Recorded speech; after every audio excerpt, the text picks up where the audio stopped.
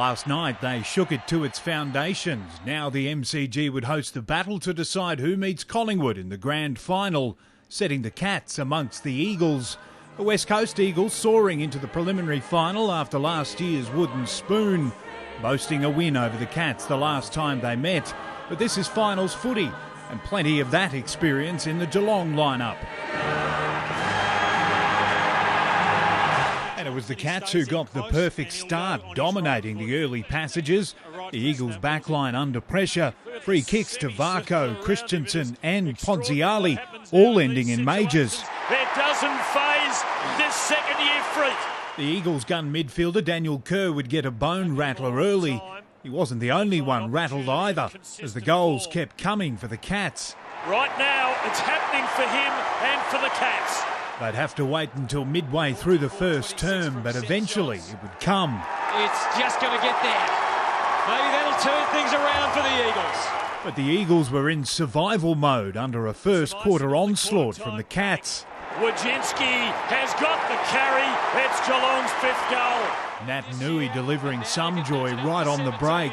As the Eagles are within 22 at the quarter-time break. West Coast would trim that immediately in the second, with goals to Lacroix and Luke Shuey, before Tom Hawkins broke free from Darren Glass. Geelong seizing back the momentum. The man freed up is Selwood. Not a good strike, but it comes back for a goal. And Geelong back out beyond 20. The Cats once again on top, but the Eagles' Jack Darling would draw them back into the contest. It is a thundering goal from the 19-year-old. But the Cats would give themselves a little more breathing space through Bartel. He's kicked them from there before, Jimmy Bartel, and he's done it again. Amazing. 25 points the difference at the main break. Stevie J the difference after it. Steve Johnson's bouncing kick. Moments later he'd be left screaming in pain after this collision. The mercurial Steve Johnson stretched it off with what looked like a serious knee injury. The Cats, though, in control. To stretch it beyond 40 points. And that looks good.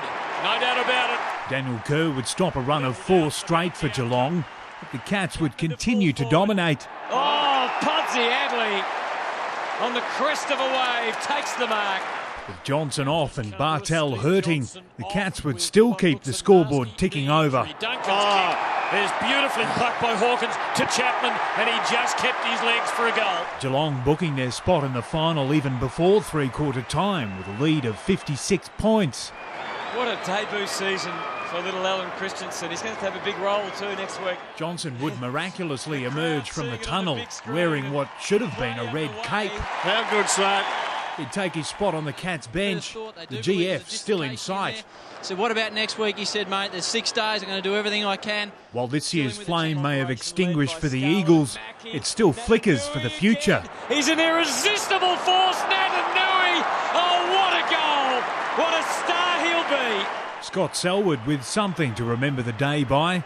Just the one Selwood brother Joel heading to the grand final, though. The Cats' third quarter blitz ending the Eagles' challenge. 48 points the difference in the end. Geelong sweating on the fitness of their superstar, Steve Johnson. There's no prognosis yet. I'll need a scan probably early next week, so I'll see what happens. David Murdoch, Big Pond Sport.